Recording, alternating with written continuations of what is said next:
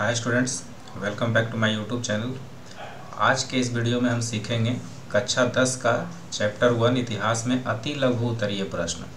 तो इससे पहले मैंने सारे ऑब्जेक्टिव्स करवा दिए थे। अगर आपने उस वीडियो को नहीं देखा है तो ऊपर आई बटन में आप क्लिक करके देख सकते हैं। तो चलिए इस वीडियो का मैं शुरुआत करता हूँ। सबसे पहले इसमें दिया गया है कि राष्ट्रवाद क्या है। सबसे पहला अति लघु उत्तरीय प्रश्न में राष्ट्रवाद क्या है। तो देखिए, राष्ट्रवाद एक ऐसी विचारधारा है जो एक राष्ट्र के सदस्यों के बीच एकता और समुदाय की भावना को बढ़ावा देती है।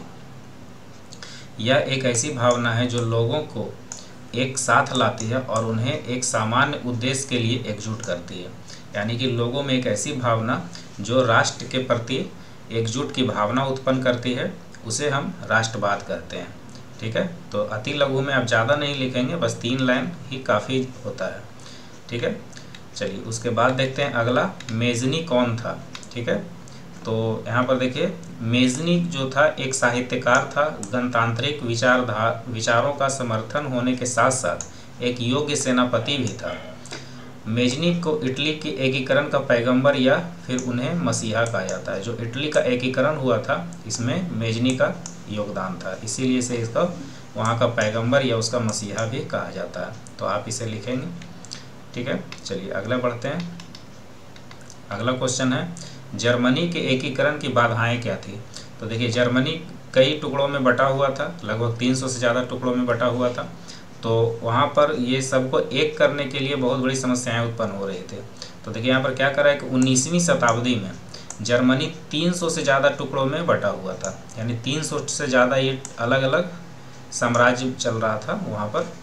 तो ये 300 और 300 को भी एक में करना था। तो इसमें क्या बाधाएं उत्पन्न हो रही थी। तो देखिए यहाँ कह रहा है कि जिसे एक कर पाना बहुत बड़ी समस्या थी। सभी छोटे बड़े सम्राट अपने निजी स्वार्थ के लिए गद्दी छोड़कर जर्मनी को एक करने के लिए तैयार नहीं थे। अब वहाँ के जितने भी सम्राट थे तो वो लोग चाह रहे थे कि नहीं, हम अलग रहें, हम जर्मनी में एक नहीं हो।